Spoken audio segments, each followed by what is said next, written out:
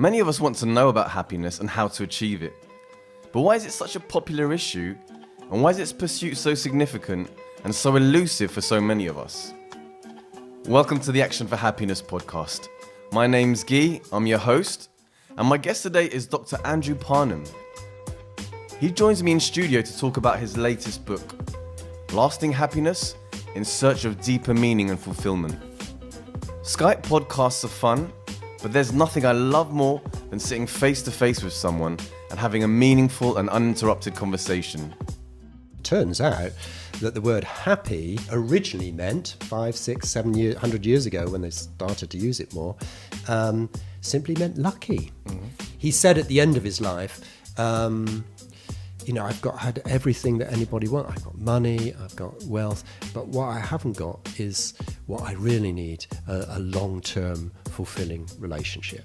The research is very clear that it is relationships. If you want to be happy, have healthy relationships. Mm-hmm. That's the number one takeaway. Yeah. But also have some kind of sense of meaning and purpose in your life. What am I on planet Earth for? Dr. Andy Parnham was brought up in the West Country, but moved to London to study and work as a doctor.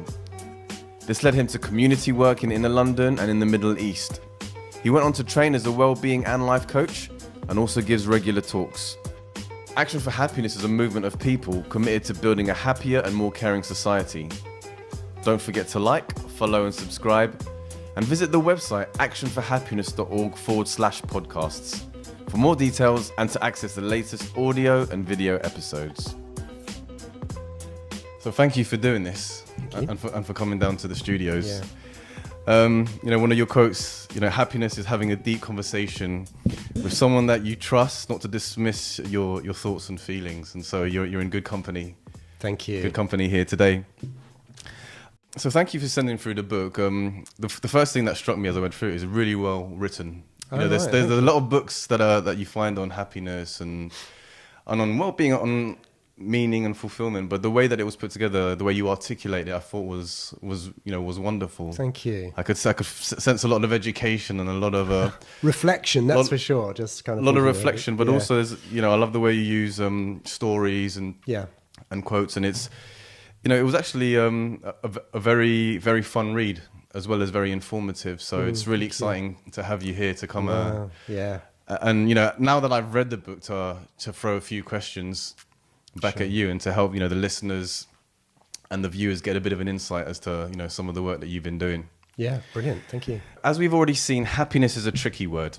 It can refer to so many different phenomena, from the trivial to the profound. So why tackle the issue of happiness? And why was it important for you to go into so much detail and to put this book together? Well, I guess it's the product of a lifetime, isn't it? I'm now in my 7th decade, so I've lived for quite a long time. And for quite a lot of that time, I've been working in inner city London, South London, in a London community, the kind of issues that people face, all kinds of things. And the group that I was involved in, a community group involved in the community, seeking to engage with people's felt needs, or to put it more bluntly, to scratch where people are itching. Well, where people are itching isn't difficult to know. It's kind of relationships, it's jobs, it's housing, it's employment, it's stress, it's anxiety and depression, it's struggling with the deeper things of life as well as the surface material stuff. So as a result of all that, how I got into this specific thing was that I then came across, by somebody who joined the group, somebody who's involved with well-being courses and so on. And this person told me about positive psychology. Martin Seligman, people may know of him. Yeah. Anyway, that's a branch of clinical psychology, isn't it? That is, over the last 20 years or so, has delved into and done research on what helps people to flourish. And as soon as I came across that, I thought, these guys are doing our work for us, if I can put it kind of bluntly. Yeah. In other words, here we are trying to engage with people, seek to improve their lives at all kinds of different levels. And then you discover from these researchers that people who have who express gratitude and appreciation, people who forgive, people who nurture relationships, people who take notice of nature around, people who invest in the significant things of life, not just the surface material stuff, and who have some kind of purpose and meaning in life, blah, blah, blah. Yeah. Those are the people who live longer, healthier, happier, and all the rest of it. All the research is very profound about it, or very convincing about it. So when I discovered that, I thought, this is really important stuff. I need to kind of engage with that. So long story short, I began to put this thing called the Happiness Course together because it seemed to me that the kind of language, the kind of ways of understanding and expressing are really important. So if you talk about deep moral, spiritual principles, you may engage with a few people, and important though that might be. But actually, what are people most concerned about? A happy life, some degree of success, relationships, and a sense of meaning and purpose. And that is actually the 4 sessions of this course. So I started doing that. I got a grant from the local council and I started doing it. And I found that people were coming back to me and saying, hey, this is really important, because it isn't just the everyday issues, important though they are, the material, clothes on my back kind of thing. Actually, what about my relationships? What is true success? What does it really look like? And what's the point of my life anyway? Yeah. Those are the kind of issues. And, as a result of that, I began to do it. And that was 10 years ago. And so I've been running this thing for all those years. So you've been running a course. This thing called the Happiness Course is there in the back of the book. Yes. Yeah. And so we can, we can look at that. But as a result of that, and this is the answer to your question, really, it seemed to me there's a message here. There's something to engage with, particularly in our Western culture, though it's relevant to any culture, it seems to me, about what is important in life, what we're engaging in. Why is it that we're struggling with stress, loneliness, anxiety, depression, all this, the whole mental health? These epidemics, that's what the health professionals call it, not just the tabloids. And actually there's some issues here. And so not only in the course, but then taking, and that's the reason why I wrote the book, because I've had so much in my head and on my computer. I wanted to try and put it down somewhere because there was something coming out of my experience the last 10 years that I wanted to not only have myself, put down myself, but to begin to share that message a bit more with other people. Did you personally suffer from the stress and anxiety that you're speaking of? Was there a triggering event, or was there... I suppose dispositionally, I have the fortune to be a fairly cheerful person. So my set point is up here rather than down there. Yeah. So I haven't personally experienced severe or even moderate depression, anxiety, whatever. But every day we all experience some degree of it, don't we? So because of experiences, rejections, hurts, usually to do with people, to be honest, which all of us experience all the time, don't we? That sets up a reaction in me or in anybody else, and that can bring you down. I haven't experienced mental illness, but there's plenty of people I know who have, and it's a spectrum, isn't it? Right over here, right through to people who seem to be quite happy, but actually underneath there's stuff going on. Yeah, because I have a mate who at the moment is going through a severe depression, suicidal thoughts, and it's just, it's so surprising. And, some of my other friends, their response is, why don't you just man up, or, pull yourself together, boy. What's the matter with you? It seems so easy. And you were talking about set points. And also in the book, there's a graph, page 20, where it's, what I like about it here, and I'll put it up on the screen as well, is that you say 50%, as far as our disposition, 50% due to the genetics, right? And we got a 10% circumstance, so your socioeconomic state, where you live, and then 40%, which is completely within our capacity, right? And so when we're talking about that base level or that set level, where for different people it's I guess this pie chart kind of can shift a little bit, but it's key to know that there is so much within our grasp. Yeah, absolutely. That particular graph, if you like, is based on the work of somebody called Sonia Lyubomirsky. Now, she's one of these foremost positive psychologists. And what she did some years ago, collated together loads of different studies on what is it that determines people's happiness, what they call subjective well-being. And she looked around and she studied it, and came up with a figure that seemed to be the average figure of all these studies, lots of studies. And up till that point, most of those researchers thought actually most of it was genetic. You just got what you were given kind of thing. Yeah. But I think, in a way, this is quite countercultural in the sense, and I do make this a bit of an exercise and a bit of a quiz at the beginning of the happiness course. Well, what do you think of those things? It turns out genetics, circumstances, choices are the key components, but they have different contributions. Have a guess and see what you think. Now, most people think, well, choices are important, maybe circumstances, and then genetics. It turns out that genetics is much more than most people think it is. It is, yeah. And that circumstances is a bit less. 10% doesn't, despite what the advertisers tell us, the research seems to show that the circumstances, financially and all the other things, social circumstances, which you think would make a load of difference, actually would be like, turn out to be not so. However, we could talk about that all evening, but the point you're picking up on, it seems to me, is that 40%. So, and the 40% they are saying is actually down to our free choices, as it were. After all, not choosing to do something, not getting out of bed is still a choice. Yeah. And when we have some fun with that, it's quite, people kind of, there's a bit of discussion that goes on at that point. And then I say at that point, well, let's just put the 50% genetic aside from it, because apart from epigenetics, we can get into that, but that's essentially not what you can do about it, like the colour of your skin, the colour of your eyes, whatever, which leaves the other 50%, which divides up, if you call that the 100% of something that we can do something about, the circumstances and the choices, actually that 100% divides into 20% and 80%, 20% circumstance, and 80% then of what I can do something about, because I can't completely change my circumstances maybe, but the choices, those 80% of what I do say, is entirely down to me. And that's really why I have the temerity to write a book or run a course called the Happiness Course, because if it wasn't on the basis of that we can choose to think and act differently, well, we'd be just stuck, wouldn't we?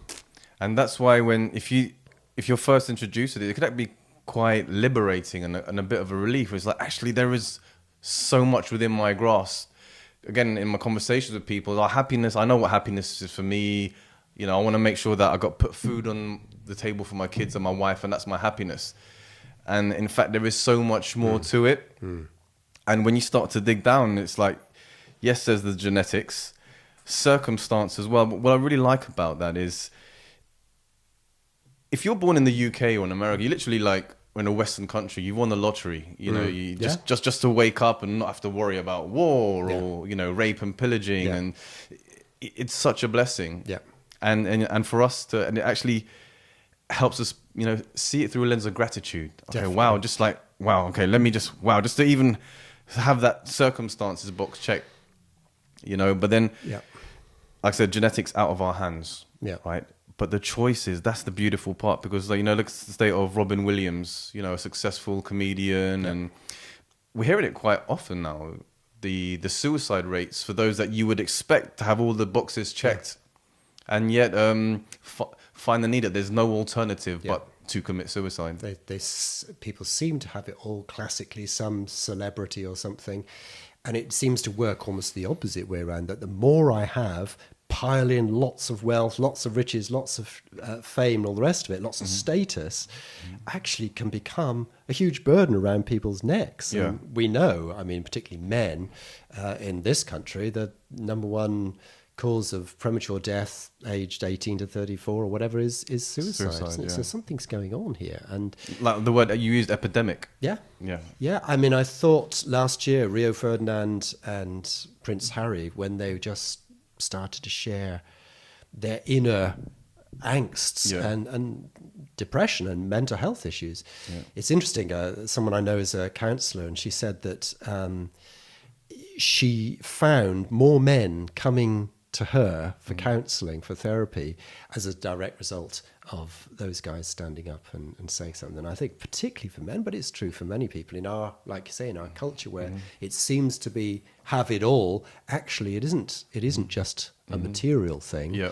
And, right throughout the book, I've used this little diagram of a circle with a perpendicular line down the middle. So you've got left and right. Yep. And on the left is health, wealth, and happiness. Happiness is pleasure, really. Yeah. All of which are good. Don't we need to have health? Of course we do. Do we need a certain amount of wealth? Of course we do. And it's pretty good to have a life. It's like you're saying, in the West, that is our experience compared to others. Yeah. But all the evidence seems to point to the fact that material wealth and so on and health needs also the less material side of things. So I put on the other side, the right-hand side, relationships, community, sense of meaning and purpose in life, and therefore a sense of fulfillment. And without those, life literally becomes meaningless. And Freddie Mercury said, he died. I think he killed himself today, but he certainly wasn't it AIDS? Or was it? No, AIDS. Yeah, that's right. yeah. But he said at the end of his life, I've had everything that anybody wants. I've got money, I've got wealth, but what I haven't got is what I really need, a long-term fulfilling relationship. And those dimensions of life that you can't buy, you can't make somebody love you, can you? You can't say this is going to give me meaning and purpose. It's those things that we are struggling with. Yeah. And for me, that's the heart of our challenge, our issues. And what I really found interesting as well is the etymology of the word happiness, because again, I love doing that when you dig down to the origins of words. Sometimes you're really surprised, and but can you explain a little bit about what is the origin of the word happiness, and I guess that can help to help explore a bit more. It sheds a bit of light on exactly. our current situation. The chance versus the I mean, you only have to go online these days, etymology of, and you find the words, and it turns out that the word happy originally meant 500, 600, 700 years ago, when they started to use it more, simply meant lucky. And we get a sense of that even in words that we have with us. So haphazard, a heap of stones, I just happen to have that, right? etc. So I've listed a few more. Yeah. Still carry that same meaning. In other words, happy originally simply referred to a state in which things turned out well for me.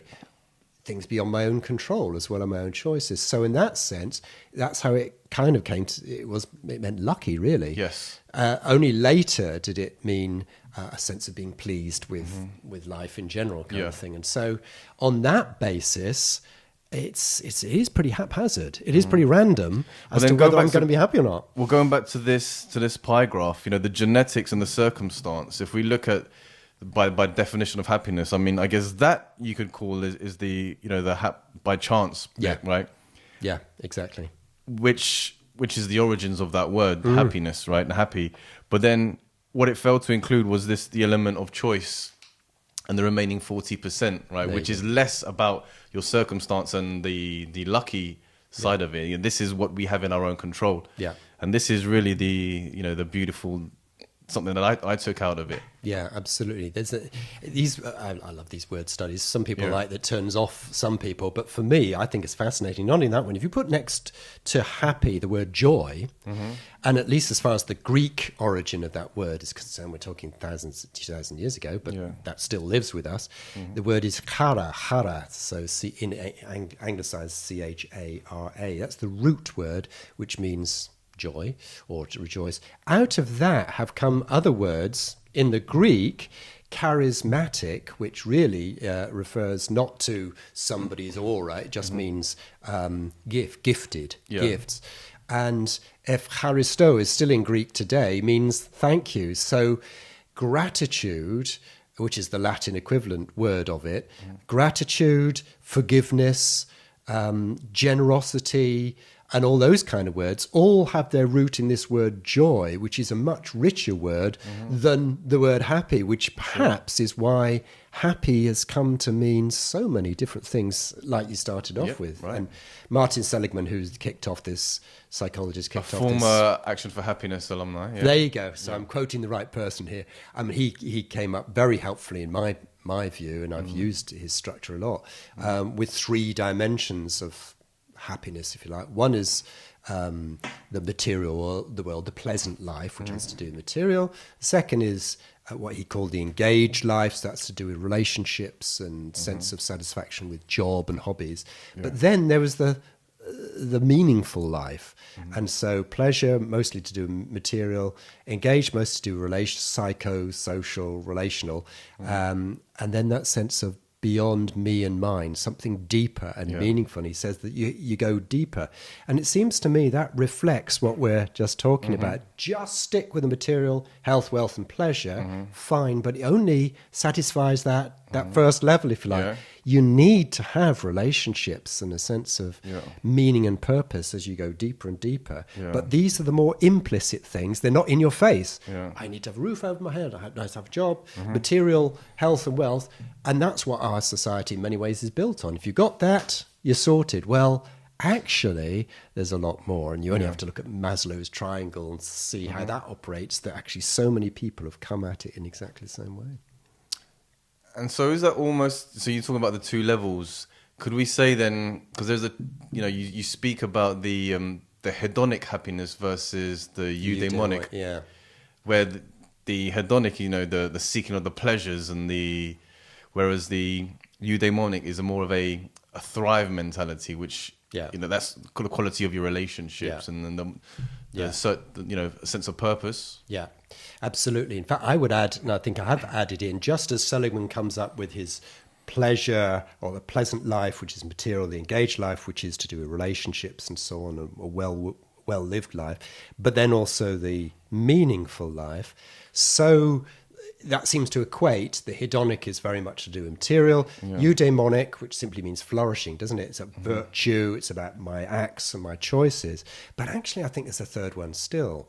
And it actually comes out, the guy, Paul Wong, the psychologist who came out with it, he called it chaironic. Oh, that seems to tap into this same word, chara, and eucharisto. In other words, there's that which is, you don't actually do anything yourself to achieve it. It's almost like you need to put yourself in the place where this can operate.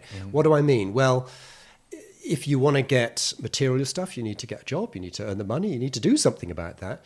And in a sense, even the second level, I need to make some choices. I need to make good choices. I need to make good relational choices.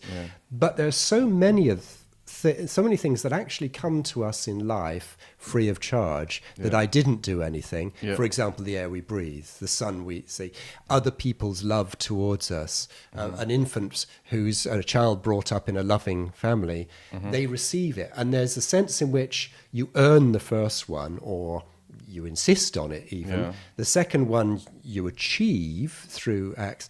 But there's a sense in which you receive the third one, which comes as a gift to you, hence that word charisma and the rest of it.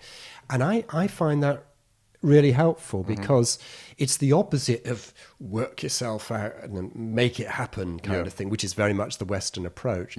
It's actually a sense in which, and I think often other cultures, non-Western cultures, have grasped this over thousands of years, much better than we Westerners have, modern, but actually there's a sense in which you actually need to. That's what mindfulness is around, isn't it? It's kind of, and meditation and prayer and so on is the sense of receiving and connecting with something much deeper than that. Yeah. And one of the stories that you included in the book was, and perhaps you could describe it better, about the chap that's living by the beach, and he's having he just goes and I don't know if he fishes, but he gets family, and then. And then there's this guy that's a Harvard business student, and he says to, well, this is a great product. Why don't you, so perhaps, expand and grow, and then that, so I won't give away the ending, but the punchline. Whether you read it out, why don't you just... Well, I'll just summarize it. It's exactly what you said, really. The American businessman and the Mexican fisherman, and it's been told over and over again. And it's a beautiful story, though. Yeah, the American businessman, the MBA, turns up at this quiet little Mexican fishing village, and he meets this fisherman. He says, "Oh, how are you doing?" He says, "Oh, yeah, I'm a good time." And what he did, well, I just do a little bit of fishing. I bring in enough to keep me happy. In the evening, I go down with my friends. We play guitar a bit. We drink some wine, and I have a great life. And the MBA says to him, "You're really getting it completely wrong. What you need to do is go away to Mexico City, get your degree in business, build up your fishing fleet, eventually to this huge multinational thing, sell it off at a huge profit, and then the Mexican says, 'So what do I do then?'"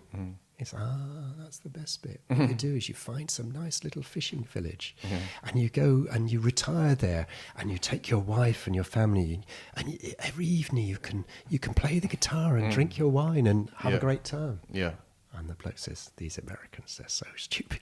Yeah. But it illustrates those completely different worldviews that those two people are. Yeah. Well, inhabiting. one view is your happiness will lie in the future.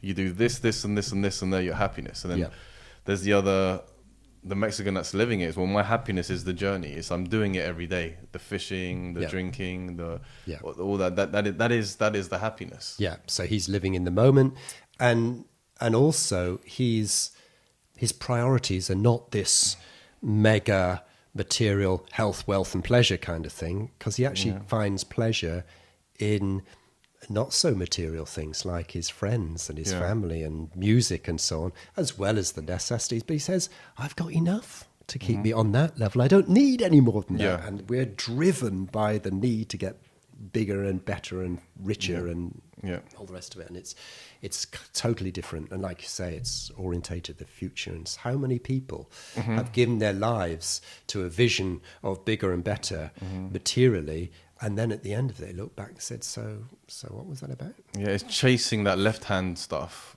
whereas, without realizing that it's the right-hand stuff that's a big part of it as well, right? So when people get to the end of their lives, what do they often say? They say, they don't say, usually, "Do you know what? I wish I'd spent more time at the office. I wish I'd earned more millions. I wish I'd got a few more degrees." They don't say that. What do they say? "I wish I'd spent more." Yeah, more time with the family, I wish, Those are the regrets, and it's a bit late then. But I suppose my motivation is to encourage people to so reflect and so choose that you don't wait. We don't wait until we're on deathbed, because it's a little bit late now. Yeah.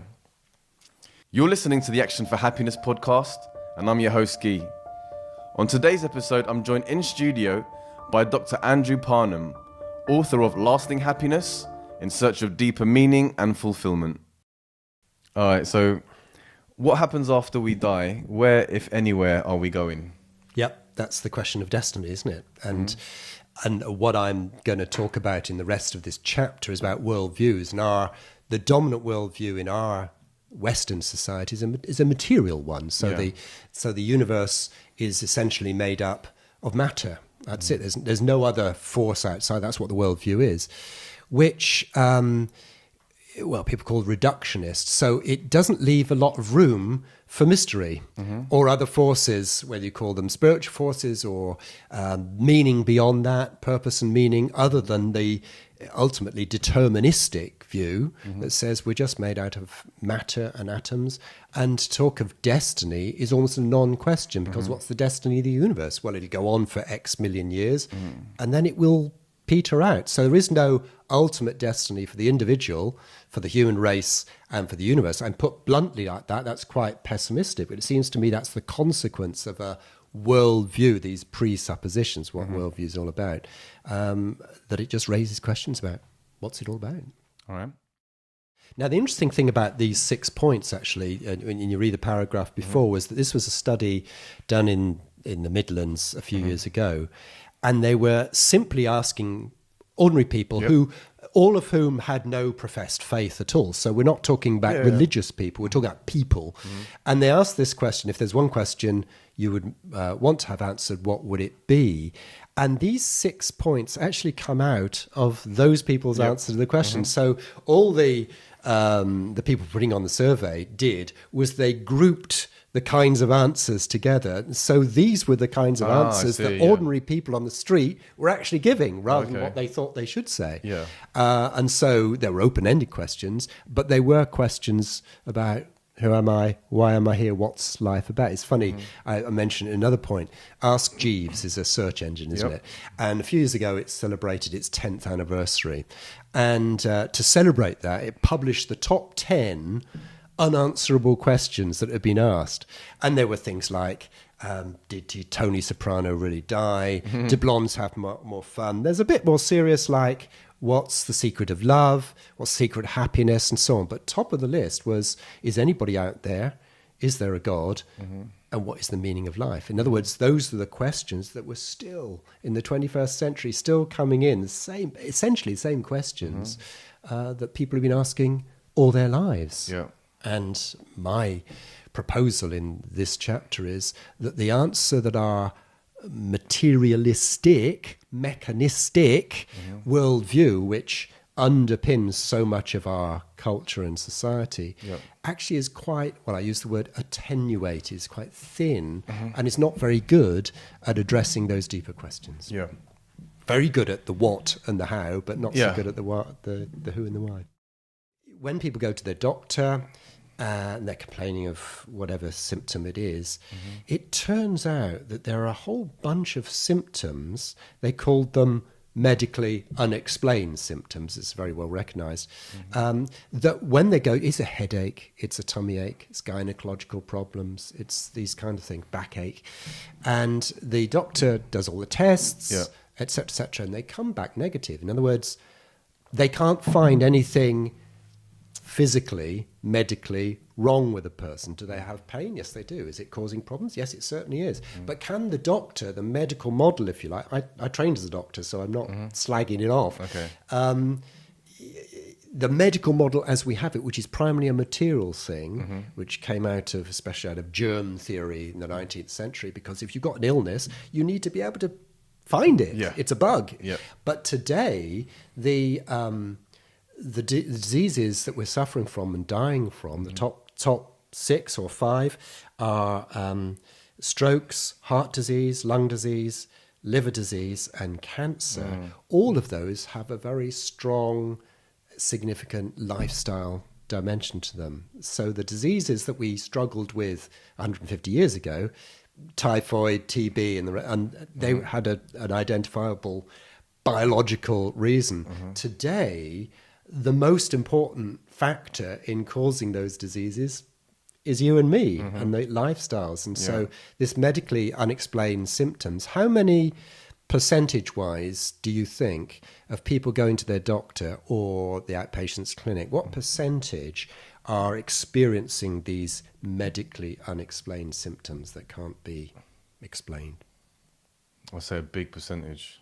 What do you reckon? 70%? Yeah, it's not as high as that, but it's between a quarter and a half. And in fact, between a quarter and a half, okay. Of people going to their doctors. That's huge. Right. And different studies. And in gynae clinics, it can be up to 90%, people experiencing these things. That's huge. In other words, our medical model, which is primarily on the left-hand side of our diagram, where what is most clear and graspable and able to be fixed, because we're a fix-it society, aren't we, is the physical. The further you go over to the right, if you like, the mental, emotional, social, spiritual challenges and ills, they aren't nearly so amenable to putting under the microscope and giving a drug to it. We give antibiotics, but they're of not fully effective results, are they? We can give antibiotics, and in principle we can deal with that, but the further it goes over into the emotional and the relational, the more challenging, and that's why I put health on the left. It's a shorthand, obviously. There's things you can add to it, but I have in mind there particularly the kind of health that is in view. And I think our mental health challenges illustrate the point really well, that so many of the issues we face in mental and what I prefer to call emotional health are intractable. They're much more difficult. You can't give a drug to somebody who's experiencing these things and see it disappear. So, how did it feel, and how has things changed since the release of the book, and are you planning on another? Well, we'll see how this one goes first. Yeah. It only came out earlier this year. Yeah. So I've had some conversations like this, and I really enjoy it because with a small F, the frustration is you just start to begin to talk about these things and you want to take it much deeper. Obviously, the limitation of time, but I've really enjoyed doing that. Well, I mean, I've got in the back of my mind, it depends how we get on, if people really like this and there's a call for it. I've got in the back of my mind something, I don't know what title I call it, something like Beyond Happiness or something, with the subtext really that we're looking for happiness and so on, and seeking to find it in the material domain, and we're struggling, and maybe a subtitle of Wisdom for a Modern Age or something like that. So kind of taking these things a stage further, but I think we've got a lot here to get our teeth into first. We do. So how can people get a copy of the book, and talk very quite briefly about your course, because this is the book form of the course, right? So it is. In one sense it is. Obviously it takes things a bit further, but sure. First question, you can get it from the publishers. They're called Darton, Longman and Todd, and you can go to their website, dltbooks.com. You can buy it there. Obviously, you can get it Amazon in other ways. So, as for the happiness course, well, there's an appendix there. There's two appendices. One is on the happiness course, and then the second one is my attempt, appendix 2, in about 5 pages to summarize the whole thing. If people, find the whole thing too much, or having read it to then try and get their head around the summary. But the happiness course, as I said at the beginning, it kind of came out of my own exercise in the local community. And what it is simply is these 4 sessions, again, a happy life, successful life, relational life and meaningful life. And in a way, the first 2 kind of clear the ground for the second 2, because a la that other diagram, the circular diagram, it turns out that the research is very clear that it is relationships. If you want to be happy, have healthy relationships. That's the number one takeaway. But also have some kind of sense of meaning and purpose in your life. What am I here on planet Earth for? So those are the second 2. But the first 2 as well, obviously, unpack some of the things we're talking about. It lays that foundation for the... There you go. And each one is an entity in its own right, but obviously it leads to the other. And what I've found is that people go on a journey, and I often say that you're going to go on a journey as we do this together. Starts off with what makes you happy, ends up with reflections on who am I, why am I here kind of thing, and all stations in between. And I run it in all kinds of contexts. I've just been running it in South London. I'll probably run it there again in the new year as well. And to find out about the course and to... Go to my website. Should I give it to you? It's, I'll put it in the description. You'll put it AndyGillParnham.com. Lovely. So and there's Twitter and Facebook and all that kind of stuff. But I think again, another take home thing in this age of electronic communication, it is really the face-to-face contact. That's what happens in the group that really makes the impact, I think. So in Action for Happiness podcast tradition, our final question: what matters most for you? For me in life, I think it's those 2 things, really, relationship and meaning. I think and they're connected. Meaning has to be relational for me. And I think relationships, though they're the source of great pain when they go wrong, are the richest source of hope and healing known to man, I think, known to human beings. All right. Well, like I said, I really enjoyed this. It's wonderfully written and a wealth of knowledge. So thank you very much for coming down and sharing your wonderful wisdom. Yeah, thank you. I love these conversations. Thanks for your welcome. All right. Thank you. Thank you. And remember, if you'd like to help create a kinder and happier world, please get involved with Action for Happiness. You can join thousands of others who are spreading a bit more happiness in their homes, workplaces, schools, and local communities. Don't forget to subscribe, like, and follow to keep up to date with all our content. Find out more at actionforhappiness.org. Join the movement, be the change.